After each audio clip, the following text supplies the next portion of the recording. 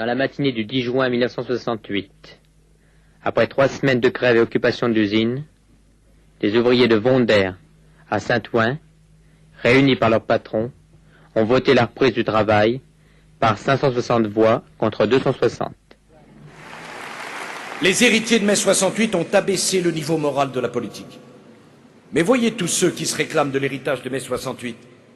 Vous les reconnaîtrez certainement. Ça, je ne mettrai plus les pieds dans cette tôle, là.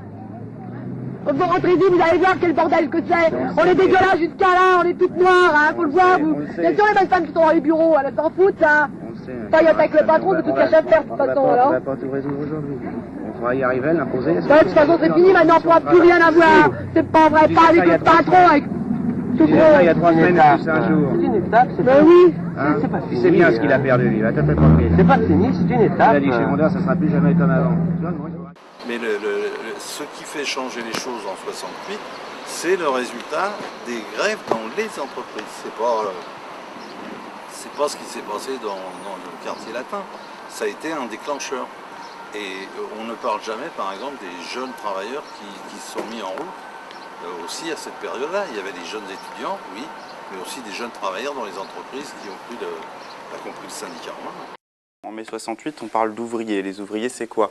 C'est les gens qui travaillent à Citroën, qui sont ouvriers spécialisés. C'est des gens qui travaillent, là je travaille actuellement sur Ideal Standard, qui était une grande usine de fonderie, ce qui étaient des métiers très durs, où on travaillait par 50 degrés, ou 40, enfin, donc c'est des choses qui existent beaucoup moins, parce que remplacées par des machines. Et donc ces gens qui se sont retrouvés au chômage, il a fallu créer de nouveaux emplois. Alors maintenant, c'est très bien que le tertiaire a explosé. Donc c'est une nouvelle forme de conditions de travail difficiles. Maintenant, maintenant qu'est-ce qui se fait de pire? C'est les téléopérateurs, c'est les choses comme ça qui sont des nouveaux emplois qui ont été créés et qui sont tout aussi difficiles, alors peut-être moins physiquement, mais tout aussi difficiles moralement et tout aussi insécurisants et tout aussi mal payés. Et voilà, c'est ça la nouvelle précarité. On discutait avec mes collègues, on avait une sorte de syndrome comme celui de Charlie Chaplin dans le film des temps modernes. Vous savez, où il s'emballe, où il fait le même geste toute la journée et il finit par ne plus pouvoir s'arrêter.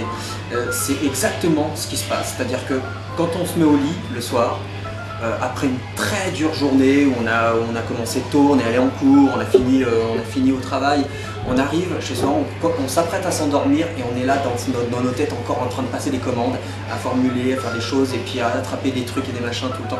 Et c'est très difficile au début de trouver le sommeil. C'est mal payé, hein, c'est le SMIC, hein, donc voilà. Maintenant, il y a pire, mais bon.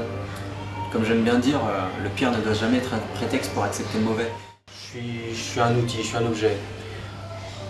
On peut me remplacer vite fait. Ça pourrait être moi ou quelqu'un d'autre, les choses seraient identiques, clairement.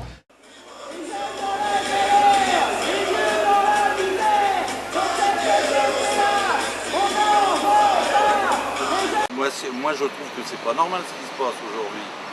Les sans-papiers, les précaires et puis d'autres questions qui sont posées dans le pays. En 68, on n'aurait pas accepté.